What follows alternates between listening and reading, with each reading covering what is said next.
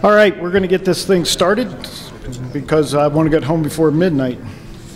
I'm Jim Christie. I'm a special agent with the Air Force Office of Special Investigations, and I'm currently assigned to the Defense Cyber Crime Center. What we're going to do this evening, we have multiple federal agencies represented here, as well as Sydney, Australia Police Department, and kind of what we're going to do is kind of what we've done in the past. What we're going to do is do a quick little bio on each of our panelists, let them make an opening statement, and then we're just going to open it up to questions from the floor. So first, Jason Beckett. Jason Beckett, raise your hand please, is the Director of the State Electronic Evidence Branch for the Special Services Group of the New South Wales Police Department, Sydney, Australia. Former inspector with the Special Services Group. He went to the corporate world as a godless contractor for a while and then came back to the government in 2003. He holds numerous degrees, and he's just a nice guy too. And you'll have to pardon that southern accent that he has. Tim Fowler, NCIS, and Tim is active duty Marine Special Agent, has worked as a cyber agent for the Naval Criminal Investigative Service in Washington, D.C. for the last 6 years. Tim has 19 years active duty experience, and in 2004, Tim was awarded the Bronze Star with Combat Valor device by the Secretary of the Navy for his media exploitation efforts in Iraq. So thank you.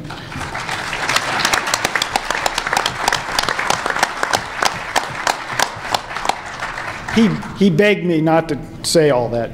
Andy Freed from our favorite agency, the IRS. Andy is a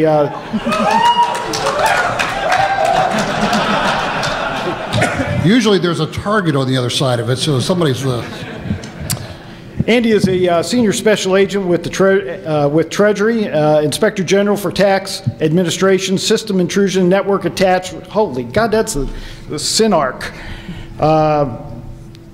17 years experience with Treasury, and I actually met Andy back in '86 when he first went to work for IRS, and he had just left the Kennedy Space Center where, as a security guy, he actually developed the forensic software that everybody in law enforcement used in those days, and as we point out to him, it wasn't forensically sound in those days, so we now buy commercial products. But most of the people that were wrongfully accused have been released by now. Most. Bob Hopper, National White Collar Crime Center. Raise your hand so they see you. Manages the computer crime section. Hop manages is an instructor cadre. Manages the instructor cadre for NW3C in West Virginia. Does anybody ever go out to West Virginia? West Virginia. Hop just retired about a year ago with nearly 30 years experience with the Arizona Department of Public Safety and 37 years in law enforcement. Hop's law enforcement career, he did lots of drugs. Oh no, you investigated drugs and air smuggling. Okay. Thanks for coming, Bob. Tim Huff, FBI CART. Got his computer and information systems degree from Jacksonville University, and was a U.S. naval officer from 85 to 96. Then we kicked him out of the service, and he went to work for the FBI because they'll take anybody.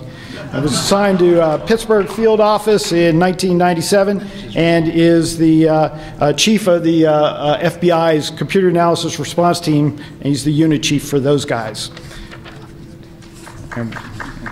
Thank you. Dave Thomas, and I can't find your bio, Dave. Oh, right, Mike Jacobs. Oh man, somebody messed with my Mike Jacobs, SRA. Got groupies, cool. Mike joined SRA in October 2002 as a senior advisor following his retirement from federal government service, 38 years. In March 2003, he was appointed to the director's SRA's Cyber and National Security Program. Prior to that, I don't know what the hell is SRA stand for. System integrator. System integrator. I don't know what that means either. Prior to that, Mike was the Information Assurance Director at National Security Agency, NSA, no such agency. Under his leadership, NSA began implementing... That's all right. Okay, yeah, you can read it online. Thank you. It was getting long. Ken Privet, raise your hand, Ken. Okay, so this is a test to see if they know who they are. U.S. Postal Service Inspector General. Ken presently works as a special agent in charge of the Computer Crime Unit for U.S. Postal Office Inspector General. Conducts computer intrusion investigations and provides computer forensic support to a force of over 450 agents. I met Ken probably about 10, 12 years ago. He was a Naval Criminal Investigative Service, NCIS agent. He defected, went to Defense Criminal Investigative Service, and DOD kicked him out, and he went to Postal. He went postal. Okay. Dave Thomas, FBI, was designated as a special agent back in 1989.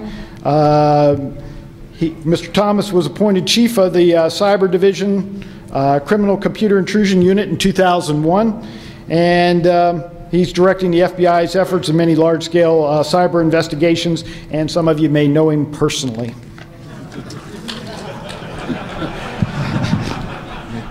Following a rights advisement. And last but not, and we got Jerry Dixon, I'm sorry. And Jerry, you didn't give me a bio, so he's a Fed cert, so when we go through, if you tell him what you do and why you do it and who you do it to.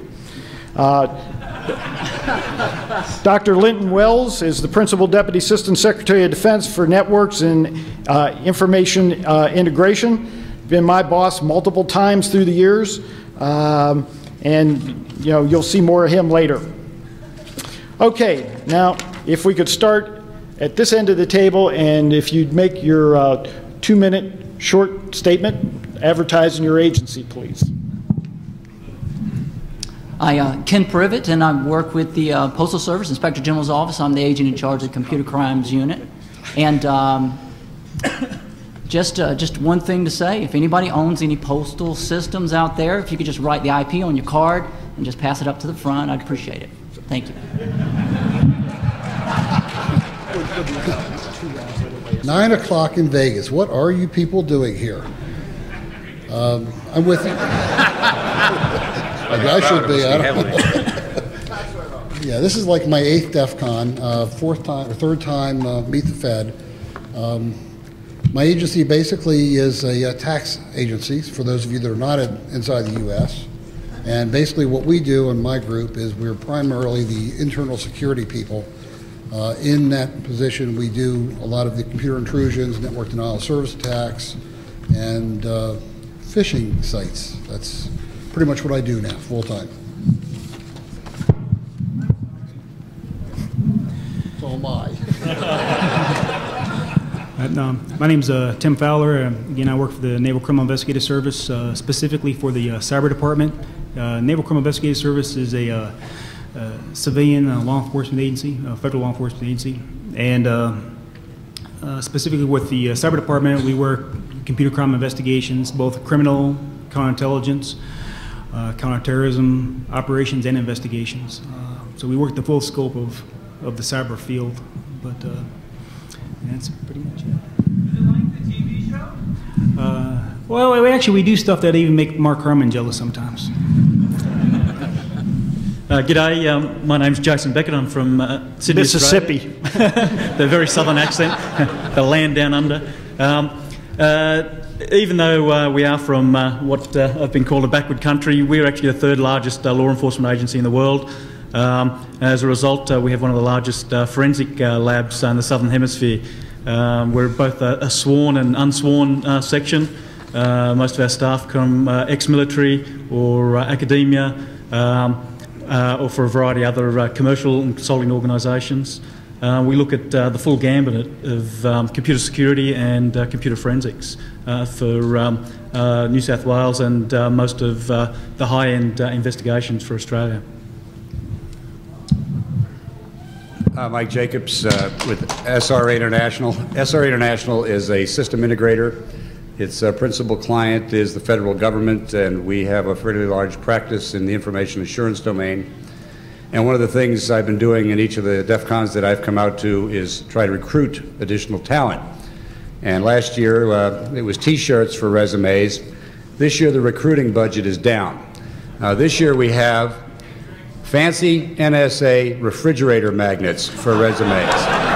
Now, but these are rather special refrigerator magnets. You can apply them either to your refrigerator, your desk, or your metal headboard. It's up to you. But we'll have a half a dozen of them for a half a dozen resumes. And the transmitter only works about 300 yards. Give him a call. Hi, I'm Bob Hopper with the. How many of you, raise your hand if you've ever heard of the National White Collar Crime Center? All those people that raise their hands are probably cops. You might make a note of that. We are a non-profit, DOJ-funded corporation that provides free, at no cost, training to law enforcement all over the United States. My focus with the computer crime section is to provide computer forensics training and cyber investigations training. We move police officers from entry level to through advanced level training with computer forensics all over the United States. What do you mean non-profit? Non-profit. I don't have any magnets to give you.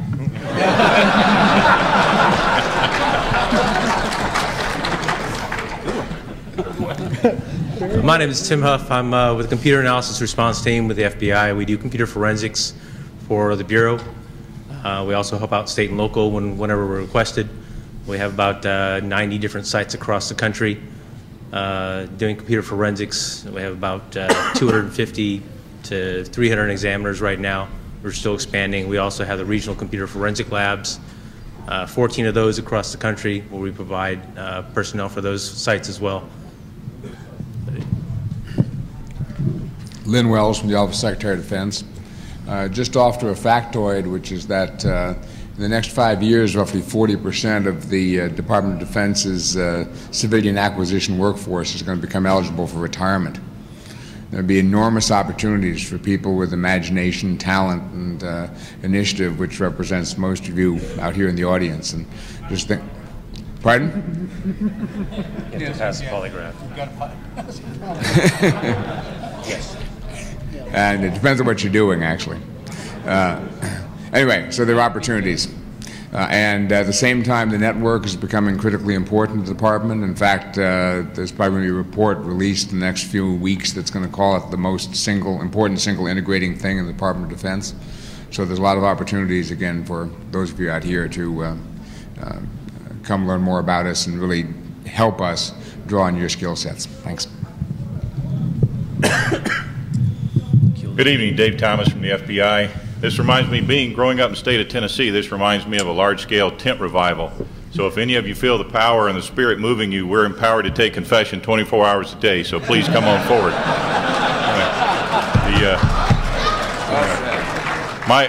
My job within the FBI is I'm in charge of all counterterrorism, counterintelligence, and criminal computer intrusion investigations for the FBI. I also have our cyber action teams, which deploy worldwide in the event of any cyber emergency. Thank you. We appreciate you coming. Jerry Dixon. I run the U.S. CERT operations. Basically, we do the federal incident response and coordination across the federal agencies. We work with a lot of the critical infrastructure owner and operators. Obviously, we do a lot in the vulnerability management disclosure area as well. Some of you we've talked to since starting with Black Hat. So if you have vulnerabilities, definitely look us up. Especially if you're not getting the progress that you would like to see from some of the vendors. We can a lot of times we can assist with that, and we do have jobs posted out there on usajobs.gov. So we're always looking for some good talent. Okay, before we start with the questions, we thought turnaround is fair play. You guys play Spot the Fed, so we're going to play a little game here ourselves. It's going to be called Spot the Lamer. Okay, so these two guys are going to pick out the top 6 lamers that they find in the audience. You must come up, stand out in front of here. Quickly, quickly. Marcus, send your daughter up. We're going to do that. We'll do that for you We got a whole in a list. second. Okay. Just line up right here. How many do we have here? The guy with number 2 down there. Okay, 1, 2, 3, 4, 5, 6. We got 6. Okay. I get to ask the first question, and then each panelist will get to answer a question, and you just point to the person you want to answer the question. One down here, she's 6. Okay. Number 1. Did your mother sew your name in your underwear? No? No. Okay. Next question, Ken.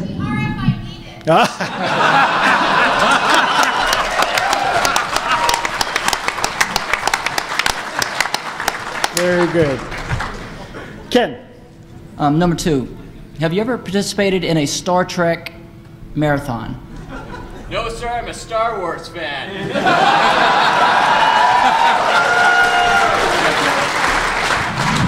Good answer. Number 5, have you ever gone to a family reunion to pick up chicks?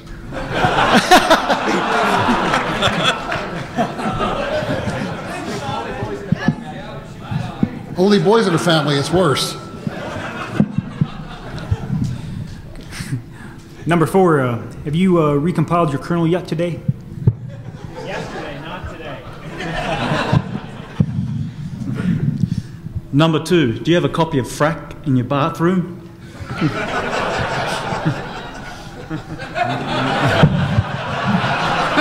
we get a hand raise?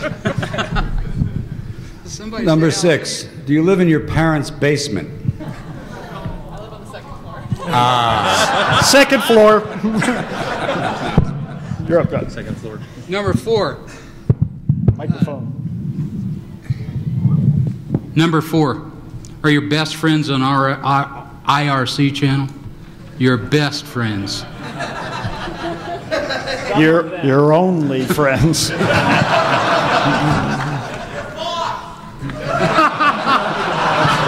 Your boss. Number 3, can you speak fluent Hex? Nailed. Number 1, what does LMAO mean? LMAO? Laugh my ass off. All right. Got it.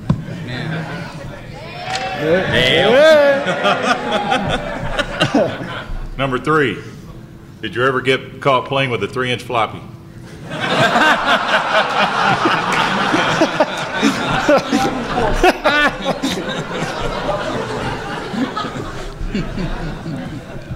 Number 5, can you name the entire Skywalker family? Okay. Now we're going to let you guys vote. So if you think number 1 is the lamer, let me hear it.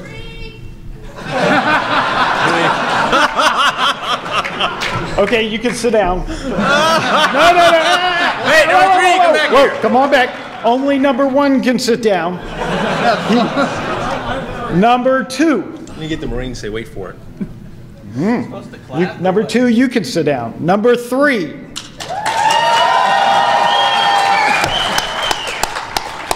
Number 3, you could stay. Number 4. Number 4 can sit down. Number 5. Number 5 can stay. Number 6. Come on. All right.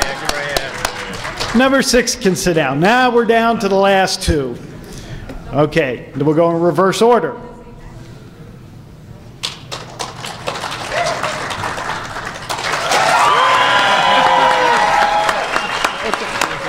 Well, we have a special prize for you. We have a NSA mug and a free vacation.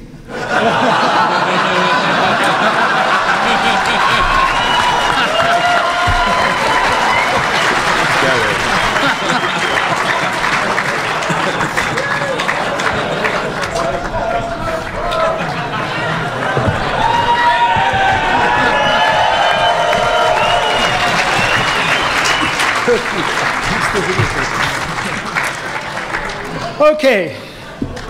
At this point, it's up to you guys. There are only one microphone so that everybody can hear you. So if you want to line up behind the microphone and ask a question, you can direct it at any particular agency like IRS.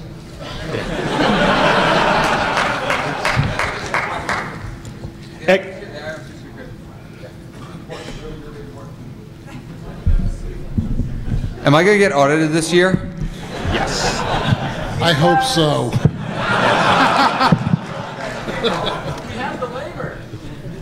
Oh. Okay. Yes, sir. I guess I'd like to primarily direct this to the FBI, but of course, everybody, I'd like to hear anything any of you have to say. This is a question that I just asked the EFF less than an hour ago. I'm really fascinated to hear your guys' side of this. Right now, what is being done, or what are you guys thinking about doing to force corporations, when they're sending our personal financial data overseas to third-party companies, to force them to be accountable for our personal financial data? We are the data owners. They're just the stewards of our data. Amen.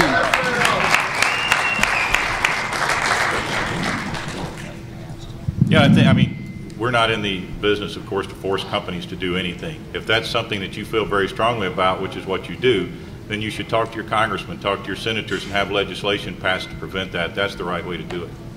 Can you guys investigate, though? If you want to ask a question, you'll have to get in the flipping line. This is the postal. I have a concern at my apartment. Don't make him angry, by the way. Yeah. All right. The problem I have is I just moved into this apartment complex, and every day I go to the post office box, and they have a trash can right there. And I have found numerous letters, and at least first class mail in there. I've even seen a bill thrown in the trash can. I know this. You guys are federal agents, so isn't that a federal offense for throwing mail in the trash can right there by the box? Not if it's your own. That's correct. Okay.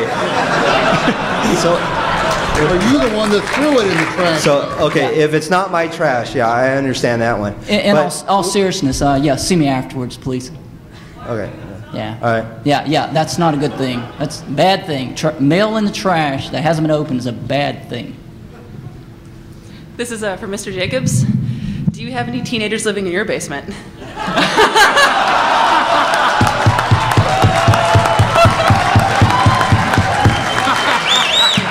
I have a follow-up on that.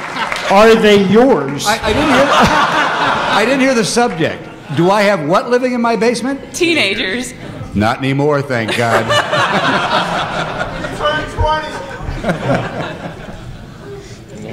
So I see that we got a lot of different agencies up here. I'm curious about your take on how you guys overlap, and then your opinion on are we set up correctly right now from a governmental standpoint to combat cybercrime? What, for a lab perspective? Come on, panel. I didn't have you up here for nothing. I'm sorry, I didn't hear all of it. Is that pointing towards the lab? No, I mean, you have a lot of different jurisdictional boundaries, right? And so, I mean, to us, in terms of consumers or corporations that are combating cybercrime, how do you guys align against the problem? What degree do you overlap? And then really, organizationally, are we set up correctly at the federal government level to combat it effectively? I'll start off that. The FBI is the lead agency for all counterterrorism, counterintelligence investigations, revolving around cybercrime. Other agencies would feed information they get into us. For criminal cybercrime, it goes across multiple agencies: U.S. Secret Service, Postal, everyone on this table. We react very well, work together, we coordinate. DHS, FBI has people there full time. We have people full time. We have joint terrorism task forces in every FBI field office, which has almost every agency, or probably every agency here represented. So the government within the United States works very well and very closely together. All of us have known each other for a long time, which is the reason we're on this panel today, but it works very, very well in the U.S. I think just from an international perspective as well, we've dealt with just about every one of these agencies from either with a local issue or an issue that they've had in our country. And the relationship works very well. One of the reasons I'm here is to keep the relationship going. Okay, so just to redirect that a little bit, are there any redundancies in terms of responsibility now, or is there a need for any greater centralization of authority? I don't. Well, I guess I'm speaking to like Department of Homeland Security in terms of coordination. I mean, centralization of authority in this country probably isn't a good thing. And yes, Okay. there is overlap. I mean, several agencies have concurrent jurisdiction, but we work it out. We have deconfliction mechanisms. Okay. All right, thank you. Let me comment on that just real quickly from a state and local law enforcement perspective, just because that's where I just came from. There are a number of states around the United States post 9/11 that have made an incredible effort to ramp up their ability to communicate at all levels. I'm most familiar with Arizona because that's where I came from, but there are any number of states out there that are doing at the state and local level. They're in the what United these- States now? Pardon? Arizona's part of the U.S. now? Actually, it's, yeah, just barely. Well, it's more of a state than West by God, Virginia.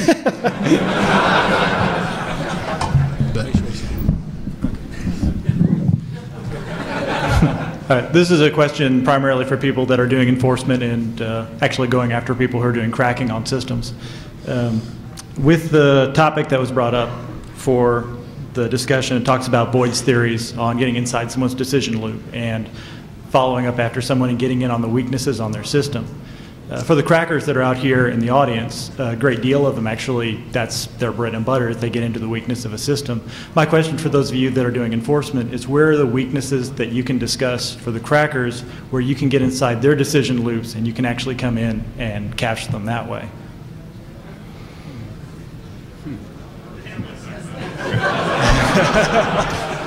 Anything you can share. Perhaps some in the audience could explain how they got caught. Actually, I wouldn't mind doing that.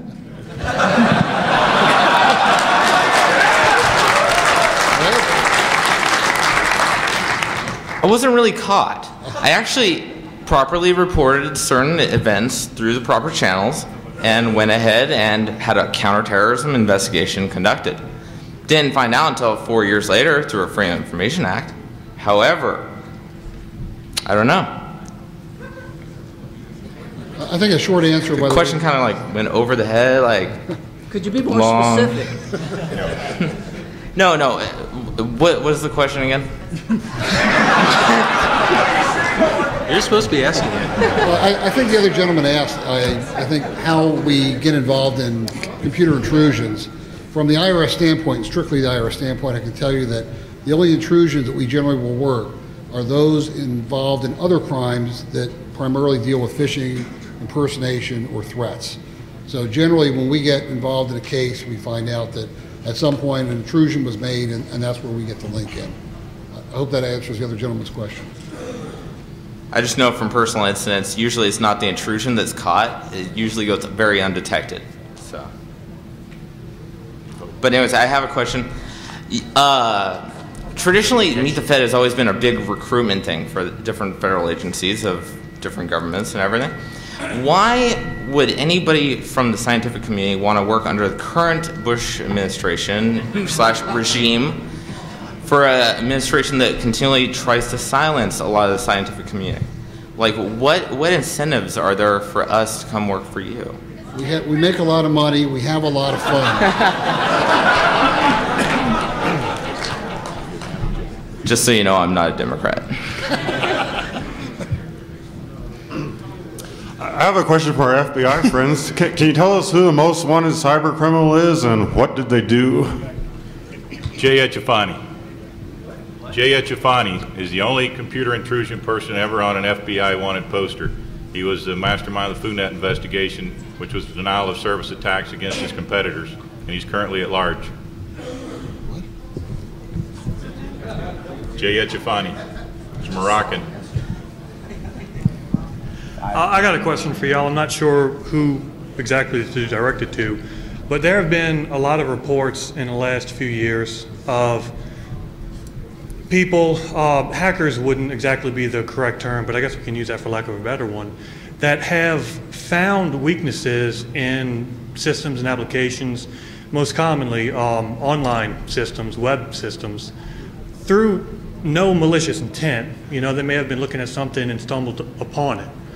Now, back in the late 90s, if memory serves me well, most of these people, when they reported, at least from what I hear, they reported it directly to the company. The company basically thanked them for finding a problem and then fixed it.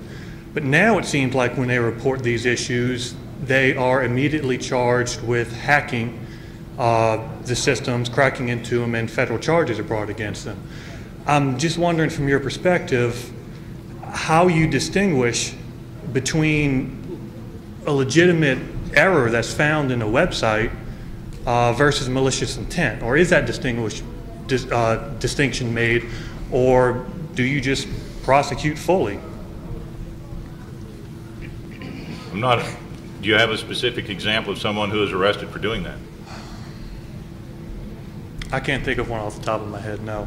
Because I don't know of anyone specifically that through a legitimate purpose found a vulnerability and reported it to a company that then was arrested by the FBI. Do you have a way to report things anonymously? Absolutely. Okay, that would be a good follow-up question then. Thank you. Let's say that a vulnerability is found then. What would be the correct way, safe way, to report that? Who should we report it to? Sir, report it to your local law enforcement. If you've done, I mean, you have to be careful when you're looking at, again, did you just accidentally discover vulnerability, or were you probing a system trying to find one? There is a fine line there. You can walk between what is legal and what is not. Right. But most people probably won't encounter a vulnerability during their normal surfing habits. I think if you take a look, I mean, just from October until now, there's been over 5,800 vulnerabilities identified, and we process 1,000 plus vulnerabilities, and I can't think of any one of those so far that's been reported to to U.S. CERT or to DHS where somebody's been prosecuted. Under responsible disclosure, obviously we work with the vendor and what have you, and try to assess and triage that. So, again, I don't know of any specific examples in that one or heard of any. Okay, thank you. Well, I obviously have a question because I'm up here, but that's good. I've dealt with a few attacks. I've seen some people break in, and through forensics we've discovered who it was, and a lot of the time they're in countries that you don't think that we could prosecute, like North Korea or Russia or China. I'm wondering what is being done to capture these people, and have we had any success? Yes, we've had outstanding success. 80% of what we work is international with the FBI. We work cooperatively with the Russian government. We work cooperatively with China. We work cooperatively we have a MOU in place with South Korea. I just came back from investigations where we've done in several Eastern European countries. So we have a very outstanding relationship with most countries around the world. All right. So this is kind of a strange question. I'm in a band called Preteen Pornstar, and I own the domain name preteenpornstar.com. Periodically, we get emails that are in really bad English, terrible spelling, asking us for, are we trading pictures or whatnot of, underage people. And at some point, they'll always go into perfect English and say, I know this is illegal, but, sort of question. We kind of ignore the emails, but I'm wondering, are those cops hunting? If we were, we wouldn't tell you. So, but no. But no, that isn't the way law enforcement works. I mean, we're not going to solicit that. Now you're talking about entrapping someone. There is so much child pornography and sexual exploitation of children out there going on that we get and see on a daily basis. To go out and create a phishing scheme, if you will, to try to look for someone who's not even predisposed to do it, no one up here has the resources to do that. Right. That type of activity, though, should be reported. So I should forward those to you guys when it happens. Absolutely. Okay, thanks a lot.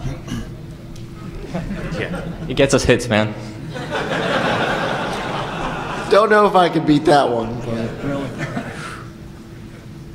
I'm just wondering, does anybody have a neck beard? Have a what? Neck beard. Where? Come on, in the audience. Come on, someone has a neck beard, right?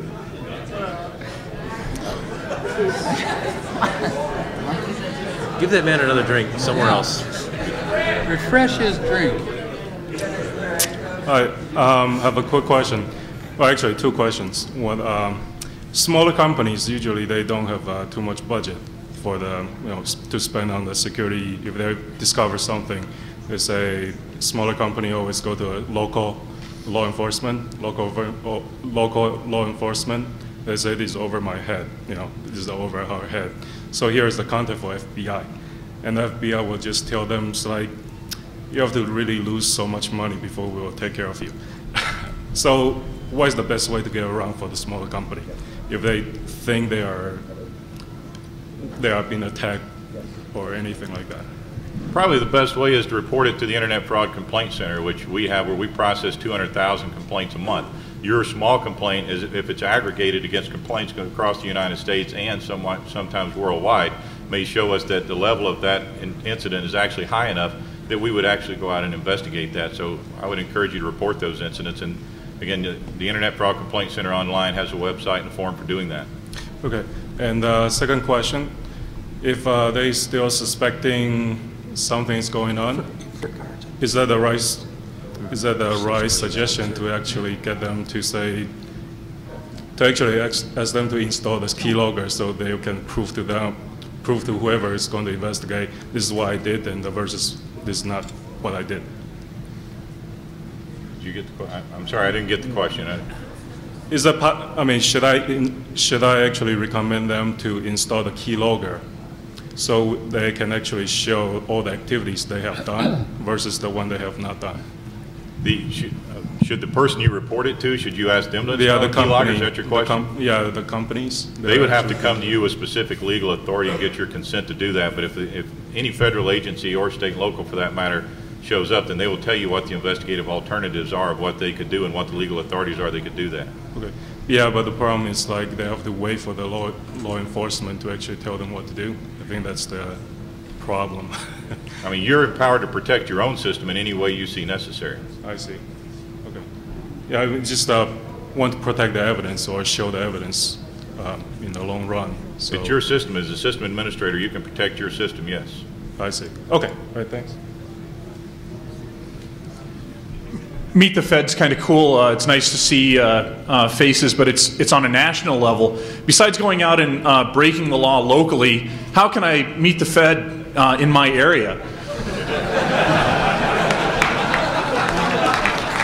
I recognize you, and I think you have. How you guys doing? First of all, I'd like to say I spot a Fed. But wait a minute. A couple people want to answer his question for him. So I mean, just quickly, if most of you belong to companies or work for corporations, there are avenues out there for you to meet your federal law enforcement people. We have within the FBI InfraGard with over 14,000 members. You can go and look at the InfraGard website, but it's a place where other companies can get together and discuss vulnerabilities, issues that's going on. Secret Service has their electronic crimes task forces in almost every city across the country. So there's multiple avenues out there that if you want to develop a relationship with local law enforcement officers that you can.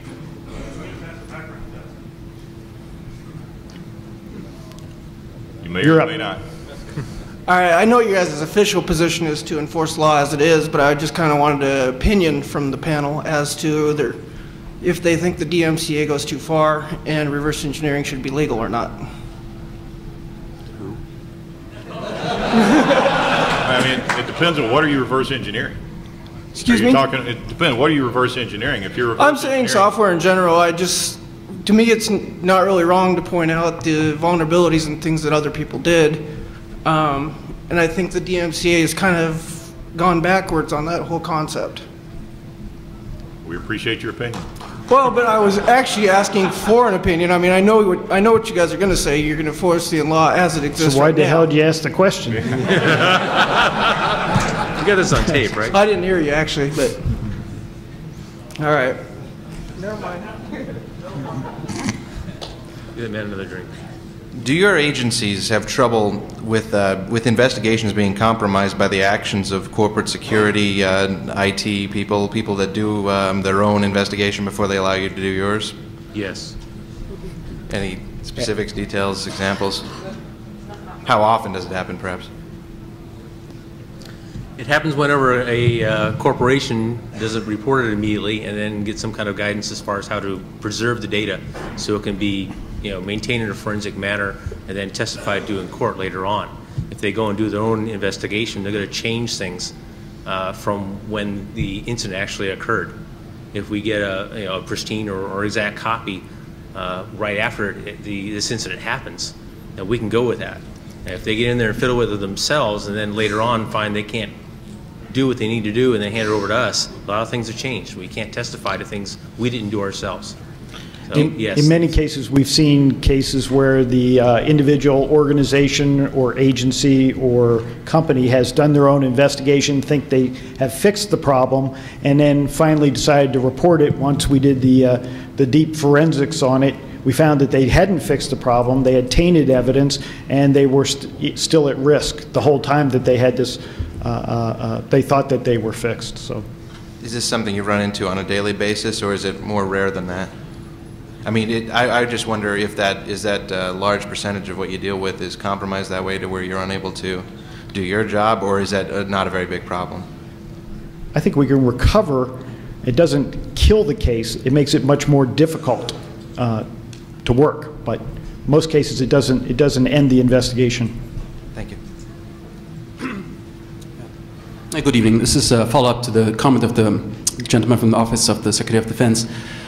If this is true and there's a whole swath of retirement coming up, the skill sets that are needed from our computer science graduate and CS programs, are you happy with the crop that you have here, or do we have to move more to trade school kind of stuff like the Chinese do in our overseas? And this is actually a question to all of the panel. What do you expect from a computer science undergraduate and graduate education so that they can work in your agencies? I think a lot of the students we get from the Scholarship for Service programs are really hot. I mean, these guys are really sharp. In fact, I have a couple of them that are here with us today, and they're tremendous. And I need more of them. And what I need them to do is to toe the line before they come to work for us so they're clearable. Thank you. I would echo that. I just hired two little geniuses straight out of college. But we have the same challenge. I mean, you got to sit down and take a polygraph, folks. Maybe I'll have a follow-up question there. A few useful indiscretions and so on, will they disqualify you from the jobs for the federal agency? People have told me they didn't register for selective service, they cannot become postmen anymore. Is that still the situation? You run afoul of a few federal laws and then you're eligible for employment in any of your agencies? Not forever. Not forever? Not forever. Okay. But if you were doing it last week, you would probably be ineligible.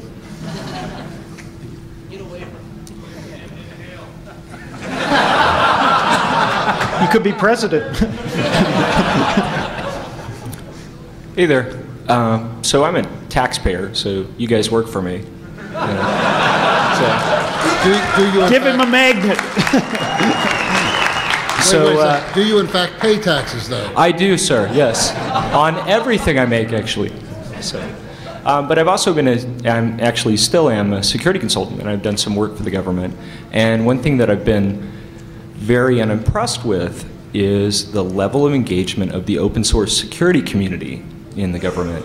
I'm very impressed with the SE Linux project, and at one point, as some of you may know, you were helping to fund OpenBSD. Something happened there, and some of that funding went away.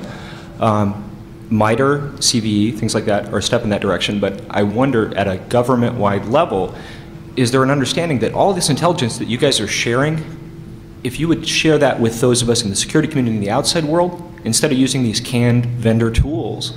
And I also think it's a budgetary responsibility thing when I see these deep pocket contracts that you guys have with certain vendors in the Atlanta and DC area, whenever open source alternatives exist for these tools that will do everything that these tools will do. And this is the days of cuts in funding and fewer resources for you guys. So share with us. Share with SourceForge, share with the security community, and use all these big brains that you guys have got to help the security community as a whole instead of throwing money at these vendors. And I guess that's a question. So I'm waiting for a government-wide open source security initiative, and I'd like to reap the benefits of that, as would the rest of us in the security community. So first off, there's a lot of great tools. You know, as you know, since you've been a security consultant to the government, there's a lot of tools that get developed from a lot of the folks that support the government in-house. A lot of that gets distributed. A lot of that turns into, you know, just take a look at, you know, some of the work with Snort back in the day. Yeah, how that I got think started. probably a lot of people here saw the picture on Insecure.org of President Bush down at the, I believe it was the NSA, sitting next to a screen with, you know, Snort and map output and a bunch of other cool stuff. Right, securitywizardry.com. But, you know, we all kind of saw that and like, wow, that's cool. Maybe those guys are really doing the same stuff we are. But in my experience, all I saw was I came in and did some work for some assessment work for an agency, and they had a big, stupid contract with a vendor that they tried to scan hundreds of thousands of systems with this particular tool, and it didn't work, and they weren't meeting their FISMA compliance You know, and all that stuff. And before you go too far down the path there, I mean, there's a lot of efforts, you know, science technology within DHS. There's an engagement with a lot of open source software out there. I mean, there's a lot of efforts underway. So, I mean, if you want to discuss a little bit more after this, because I know we're running out of time here, hit me up. I'd love to discuss it further. Yeah, just would like to see more of that, I guess, is what we're saying. DOD just had a major open technology development initiative also in the last, 3 weeks or so. Hi. I know that you guys are all up here recruiting, or most of you are. Can you talk about ways that people who aren't formally trained in security or who don't have computer science degrees might have a way into your various agencies, those that are interested in being feds but don't have the acronym at the end of their name or the degree to go along with it? Well, let me start off with Defense Cyber Crime Center. Most of the folks who come to work for us have no background with the government, no clearances before they get there, and they come in as contractors. So we're looking for talented folks that are trainable. We're going to teach you how to do the job. Without college degrees? Yes, without college degrees. I'm looking for talented people. I just spent 5.5 hours last night with somebody who didn't have a high school degree. One of the most talented. I mean, if they've got an expertise, we can use the expertise. Be persistent. Squeaky wheel gets the grease, right? Can I get a magnet now and send you my resume later? Alrighty. No, I do have a serious question though. So from the paradigm of a letter of authorization, what would you include, what points would you see fit to be included for a private security contractor who is going to do an assessment, an audit, or a penetration test so that they kind of have, you know, CYA factor for themselves? That is, they're hired by a company, they have the authority, and they're going to do this work, an assessment for a company, but within that MOU or the LOA, they want to have some points covered. What would those be?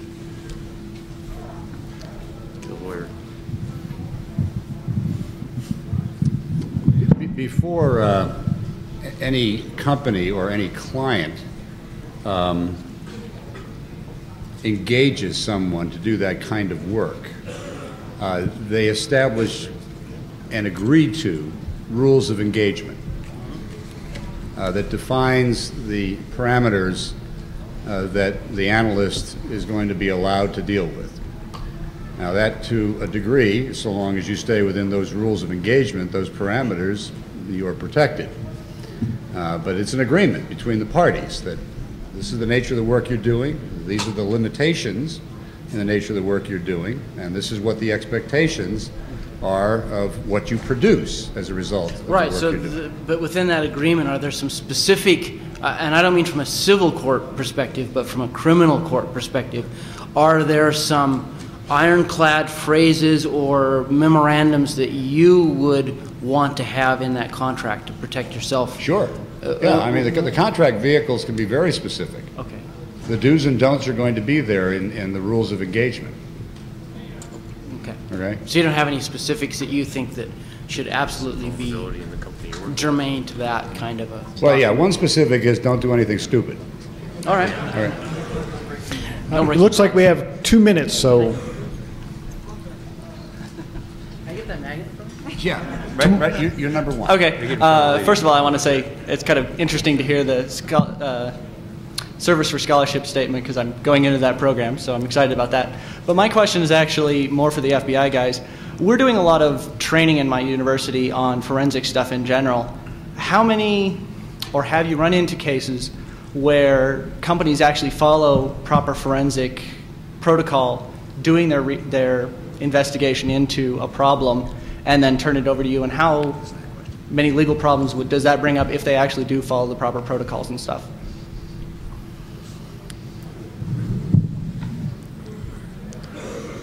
Proper procedure for forensic protocols are determined by the agency or organization that has a forensic lab. And most cases nowadays, they need an accredited lab by some accrediting agency, accrediting body, which the FBI is going through right now for our headquarters labs. I have not run into any occurrence yet where an organization has followed their proper protocol and then handed it over to us, and we've had a problem, mainly because the basic precepts of forensics is make a copy of what you got and don't change it. After that, everything is pretty much easy. We can always take that image and reconstruct and go with it. We would prefer not to be, told about it later on once they can't figure out what to do. We can always do parallel efforts, but we'll get what we get, and we'll try and help wherever we can as far as the forensic aspects of it. Law enforcement doesn't control crime scenes. We're used to being flexible. Yeah. Unfortunately, we just got the X, so appreciate everybody coming. I think some folks up here have things to trade. We're not giving them away, so you got to trade for this stuff. So thanks everybody for coming.